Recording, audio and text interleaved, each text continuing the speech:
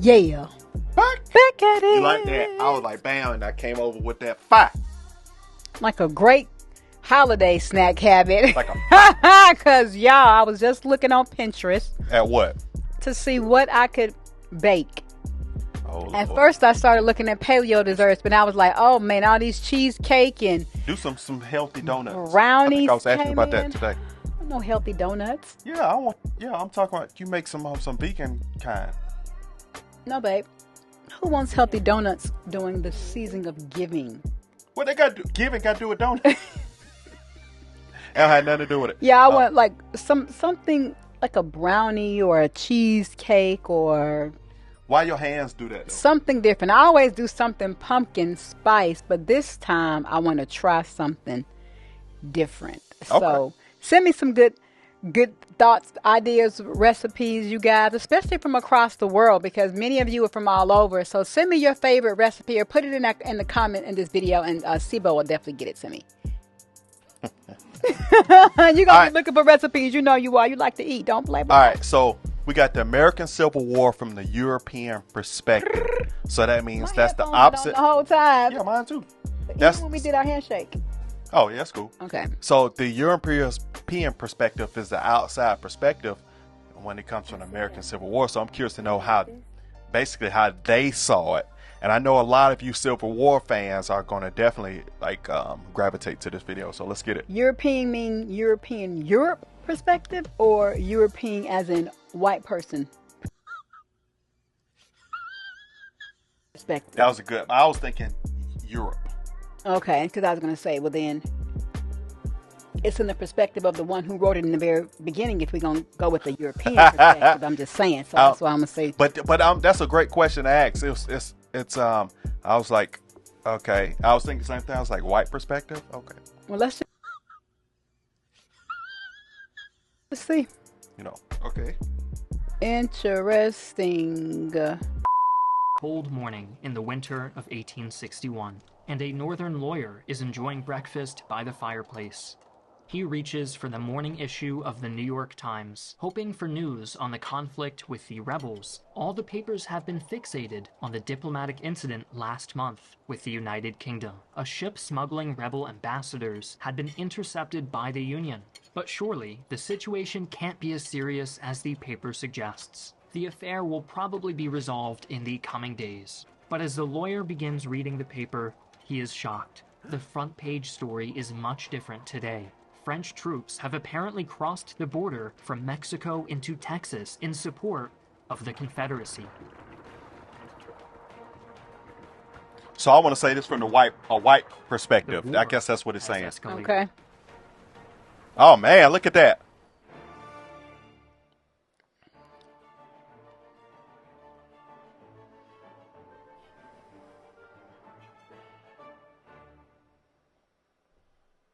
Hi, I'm Griffin Johnson, Hey, Griffin. Armchair Historian. What you just saw is, of course, not what really happened. The British and French did not intervene in the American Civil War, and in this video, we're going to explain why. Additionally, we'll explore how other European powers responded, and ultimately why the conflict did not cross the Atlantic. Even before the first shots were fired on Fort Sumter, foreign powers were watching the secession crisis in the United States very closely. The US in 1861 wasn't the global superpower it is today, but it was integral to the increasingly interconnected economies of the world. In addition, America represented the still uncertain experiment of democracy in the eyes of Europe. Okay. If the United States fell apart, it would make a strong case for the instability and danger of democratic reforms. With that being said, direct involvement in the faraway American War was not viable for most states in Europe. Sending men and materiel across the Atlantic was simply impractical for all but the largest empires, and Europe had no shortage of conflicts of its own to deal with. That being said, many countries did get involved indirectly, so let's run through some of them now before we take a deep dive into the two nations who were closest to intervening. Okay. First, we have the shrinking Papal State, ruled by Pope Pius IX. In 1862, a Confederate ambassador met with the Pope to convince him of the righteousness of the Southern cause. The ambassador came away from the meeting utterly convinced he had won Pius over, Hugo despite Boss. having to admit neither he nor Confederate President Jefferson Davis was Catholic, and outright refusing the pontiff's suggestion that the Confederacy consent to gradual emancipation of its slaves. The Pope later wrote a letter to Davis, which was enthusiastically mistranslated as a formal recognition of the Confederate States of America as an independent nation, which was soon turned into wartime propaganda. The next nation on our list is the Kingdom of Prussia. Several Prussians were sent to fight in or observe the war on both sides. That Prussia! But wait a minute. So war was invoked based off the misunderstanding of a letter received? Because that's what he just said, pretty much. That's what it sounded like. But wow, misunderstandings but also, will cause a war. What's the biggest issue of man is ego. Edging God out. And throughout the Civil War, these Prussian officers were consistently impressed with themselves. They got that fire. To what they saw as disorganized and poorly trained American armies. In particular, Captain Justus Schreiber scoffed at how little formal training both sides had given their officers before the war. Amerikaner. Schreiber and other Prussians did take note of the advances in engineering and defensive tactics made during the war, but attributed most of their success to the vastly different terrain and other circumstances unique to North America.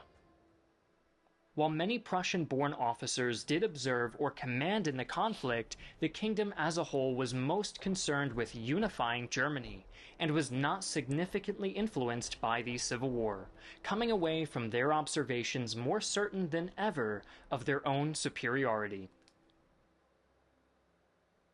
Further west, the dwindling Spanish Empire took the Civil War as an opportunity to reclaim some of its lost American colonies and occupied the Dominican Republic in 1861. DR? Okay.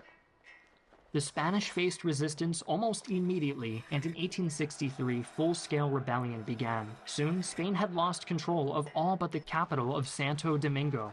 Wow. And they unsuccessfully fought the rebellion for 2 more years before withdrawing completely. Others sided more firmly with the Union. On the Italian peninsula, the leaders of the mighty empire of San Marino wrote to President Lincoln to show support of his cause and to offer Lincoln citizenship. Okay. Lincoln gratefully replied, accepting the offer and establishing the first diplomatic relations between the U.S. and San Marino. As for the Kingdom of Italy, they were far more concerned with consolidating their new territory. Finally, to the east, the Russian Empire, which saw a strong United States as an important counterweight to the British Empire, vocally supported the Union, but it never extended an offer of military aid.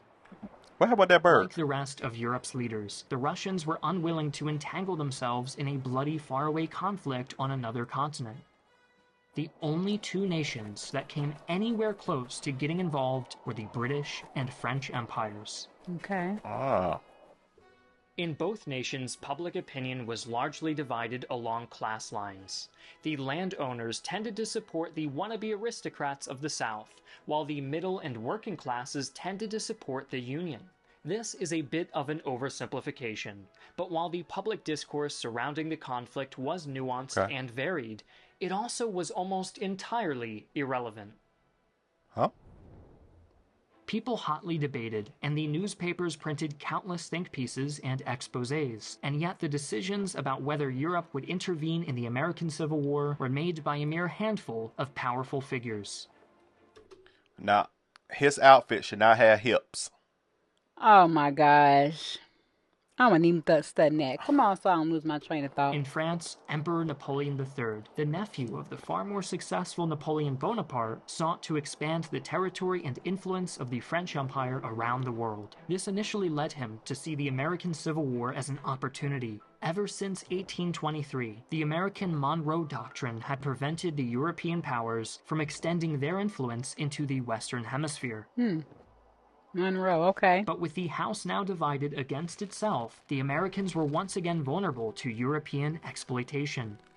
Uh-oh. A mere 8 months after the Civil War broke out, Napoleon invaded the Republic of Mexico. His Whoa. army swiftly toppled the government and installed an Austrian noble as Emperor Maximilian I of Mexico. Wow. Officials were outraged about this, but there was nothing they could do as long as the Confederates controlled the Mexican border. To Wow. protect his new puppet, Napoleon wanted to recognize the independence of the Confederacy, but Union diplomats made it very clear that recognition of the rebels would lead to all-out war, and France was unwilling to take the risk. Without allies, and with the growing kingdom of Prussia waiting to strike in Europe, Napoleon decided not to go to war without the support of Britain. Unfortunately for Napoleon, that support was unlikely, as the leaders of Britain had few reasons to get involved. While Prime Minister Lord Palmerston and other ministers were sympathetic to the Confederacy, the cabinet recognized that it was not economical for them to go to war.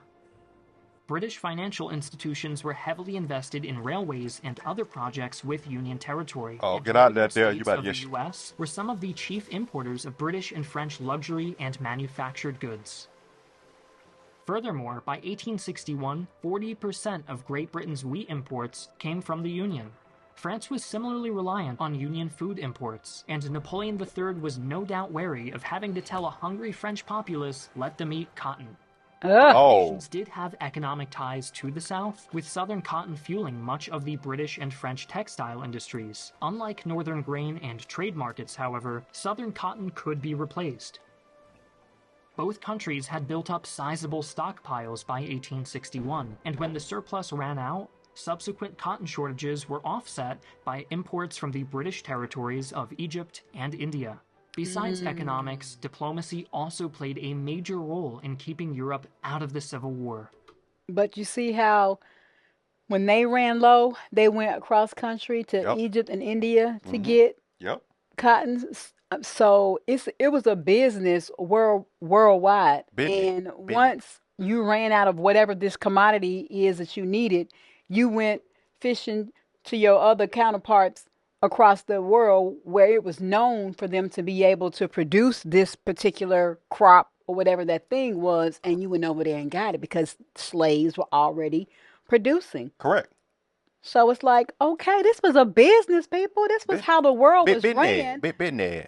before they really had to start paying people. Yeah. We work now, Yeah. or well, we work for ourselves, and I know you still are working with UCI. Yeah. But nevertheless, we still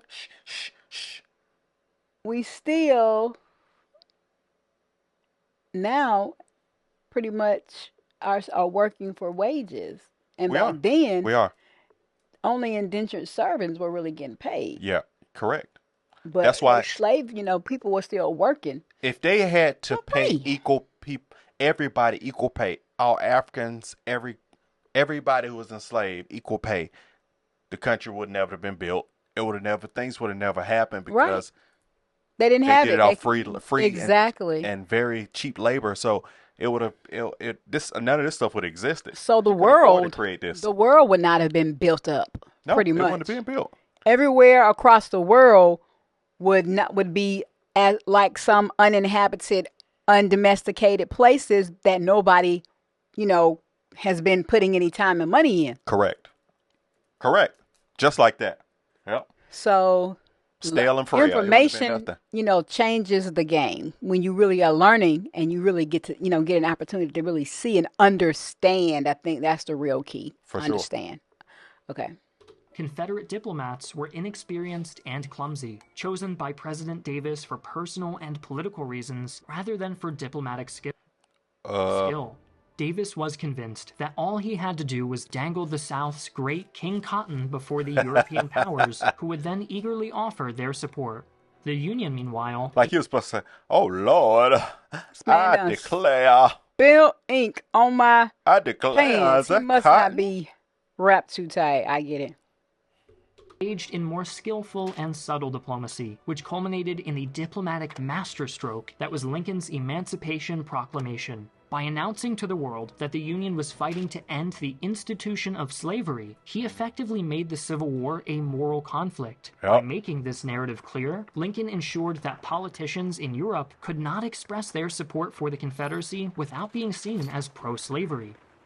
As a result of these economic and diplomatic factors, there was never a serious push within the British government to get the Empire involved with the Civil War. The closest the Empire ever came to intervening was the Trent Affair, when two Confederate diplomats... I'm curious to know what made Lincoln, what day or what month or what was he doing when he said, you know what, man, it's time to go ahead and free these slaves.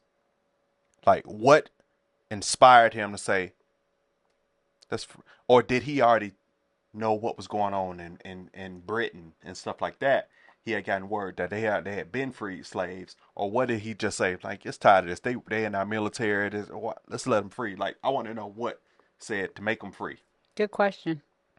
Attempting to travel to Europe aboard a British ship were intercepted and seized by the Union Navy. The boarding of a British vessel and the abduction of its passengers infuriated the British public, Parliament, and Cabinet, and a demand for the prisoners' release and a full apology was immediately sent to Washington, D.C. Meanwhile, thousands of additional troops were dispatched to Canada, and the Royal Navy was placed on high alert. President Lincoln recognized the danger and promptly complied with the British demand, releasing the diplomats and issuing a vague faux apology to satisfy the British. Aside from the close call of the Trent Affair, no European nation ever came close to intervening in the American Civil War. Even if the combined might of Britain and France could have changed the course of the war, they were both ultimately deterred from involvement by the skillful diplomacy of the Union and, of course, economic concerns. Although there were factions in Europe that supported the Confederacy, in a rare moment, practical considerations outweighed ideology. In the end, the nations of Europe chose to leave the American Civil War to the Americans. Thanks again to... All right. Makes sense. They said, man, y'all just gonna have that a little bit over there, man. We done. Yeah, y'all have to handle your own Y'all stuff. can add a I little think bit y'all of got it. Yeah. You got it. Yeah, that's y'all's. You can keep that right there. You can keep that. That's y'all. That's your little bit. But it seems, it's interesting how, we're allies now, but just think about history and how stuff, transpired over time. You know, they're saying the next country in the next couple years that we are completely dependent on that would probably wage war with us. They said with China. You think? Even more so than Russia? Think about China has, I'm going to say this, just about everything we own is China. Made in China. Well, way over Russia. Absolutely. If we had a battle in this day and age, okay, Russia maybe, but China, oh my God, that'd be unbelievable. That'd be unbelievable. Unbelievable. Unbelievable. That's what that would be. So, hopefully, praying that we don't have another one, but that's not really how history goes and mankind. So many years we end up having wars, but that's who we wouldn't want to go against, because you talking about, man, I don't know, that'd be something else right there. Maybe that'll never happen. Still the U.S. is still the number one when it comes to weapons and weapons, artillery, ready to go to war. Yeah. And when it comes to fighting and battling, I don't know what we were listening to, who I was watching on whatever this was, but they were the general or whoever the person is over the military was talking about, we've been number one, we're always going to be number one, and go look at the stats to show where the most of our money goes. And this is when I was this is when I was working on my master's and I was doing prerequisite courses, and I was in my stats class.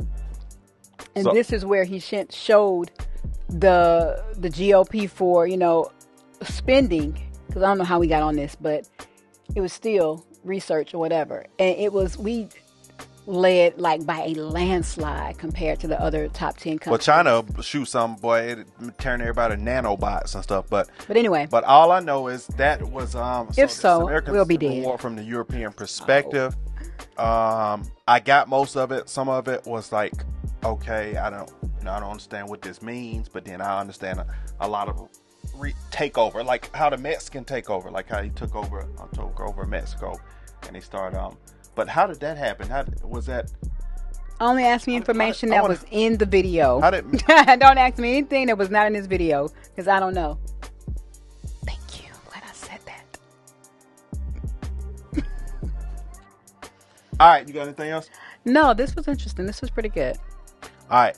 Like, comment, subscribe. Don't take a nose dive. Comment down in the section below if you want some more. And let us know, you guys, that we are linking these dots, together about the history and slavery and understanding and all that good stuff, because it's so, now we have gone down the rabbit hole of learning. We're going to definitely be bringing you way more history and facts. So definitely just keep giving us the feedback of what you're interested in and what you want to learn along with us. The dots are coming together because, like I said, it comes back to being, it wasn't how things created had nothing to do with the color of skin. It was the cheaper, the more I can get out of you for the cheaper the cost. That's what the world was based out of. Well, yeah, and they were trying to build themselves a civilization all over the planet. Everybody was trying to build up their civilization starting from ground zero. So yeah, whoever they could, I mean, it was a true business. So I understand. And the sad part about it is each nation treated their slaves different. Yeah. So that's pretty much what it was. Some better, some worse. But it seemed like across the globe that darker skinned slaves were mistreated. Oh yeah. Yeah, which is the sad part. No doubt. Because God don't see color. That's right. All right. All right, man. We'll see y'all on the next one, man. Appreciate y'all. Bye. Bye.